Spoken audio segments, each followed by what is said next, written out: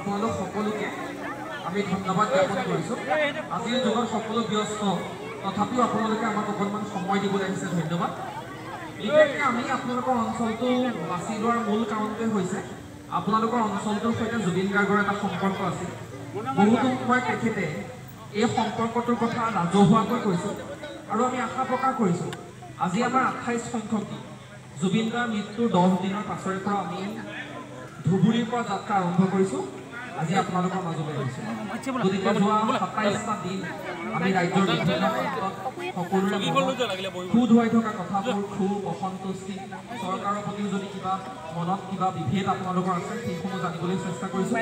আমি আশা প্ৰকাশ কৰিছোঁ আপোনালোকৰ বৰহাটবাসীৰ পৰা চৰকাৰ, প্ৰশাসন, জনতালৈ এটা জোৰদাৰ বাৰ্তা আজিৰ দিনটোত যাব।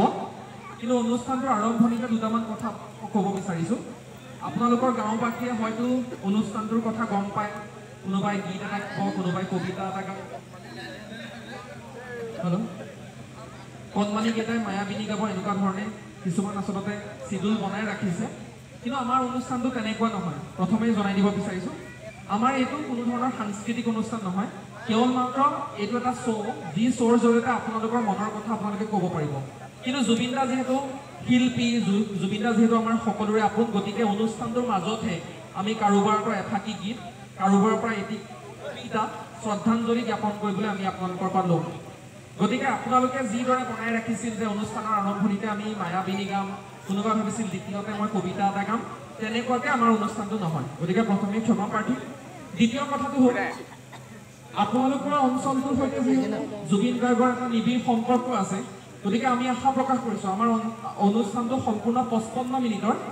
এই 55 মিনিট সময় আপোনালোক যিহেতু আহিলে, গতিকে আপোনালোক আমাৰ সৈতে থাকিব। যদিহে যিসকল লোক আহিলে অনুষ্ঠানটো শেষ নহওঁতে আধাতে গুচি যায়, তেতিয়া এনেকুৱা এটা বাৰ্তা যাব যে বৰহাটত জুবিন গাৰ্গৰ প্ৰতি কোনো আৱেগ নাই, কাৰণ খালী চকীবোৰেতো তাকেই প্ৰমাণ কৰিব।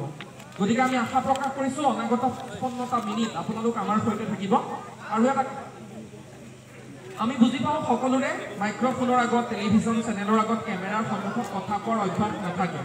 কিন্তু যিহেতু বিষয়টো জুবিন গাৰ্গৰ, জুবিন গাৰ্গ নামৰ মানুহজন আমাৰ ৰন্ধে ৰন্ধে আছে, যিয়ে ক'ব নোৱাৰে, একো কথা ক'ব নোৱাৰে, তেওঁলোকে অন্ততঃ জুবিন গাৰ্গৰ ন্যায় বিচাৰিছোঁ বা জয় জুবিন দা বুলি ক'ব। কাৰণ মই সকলোকে চিনি নাপাওঁ, কোনে ক'ব জানে, কোনে নাজানে মই নাজানো। গতিকে মই যাকে মাইক্ৰফোনটো দিওঁ অন্ততঃ জুবিন গাৰ্গৰ ন্যায় বিচাৰিছোঁ বুলি ক'ব, একো যদি ক'ব নোৱাৰে। বাকী আমাৰ অনুষ্ঠানটোৰ জৰিয়তে আপোনালোকৰ মনত থকা যিকোনো প্ৰশ্ন, যিকোনো ক্ষোভ, যিকোনো অসন্তুষ্টি ব্যক্ত কৰিব পাৰিব, তাত কোনো ধৰণৰ ধৰা বন্ধা নাই। আমি অনুষ্ঠানটো আৰম্ভ কৰিছোঁ, সকলোৰে মোবাইল ফোনটো আমি চাইলেণ্ট কৰি দিওঁ। কিন্তু অনুষ্ঠানটো যেতিয়া আৰম্ভ কৰিম তেতিয়া আমি মাইক্ৰফোনত কথা এনেদৰে কথা পাতিম।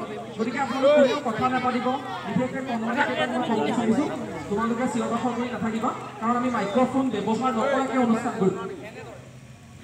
যিসকলে ক'ব সকলোৱে নিজৰ মোবাইল ফোনবোৰ সকলোৱে চাইলেণ্ট কৰি লওক, আমি আশা প্ৰকাশ কৰিছোঁ আৰু অনুষ্ঠানটো আৰম্ভ কৰিব বিচাৰিছোঁ।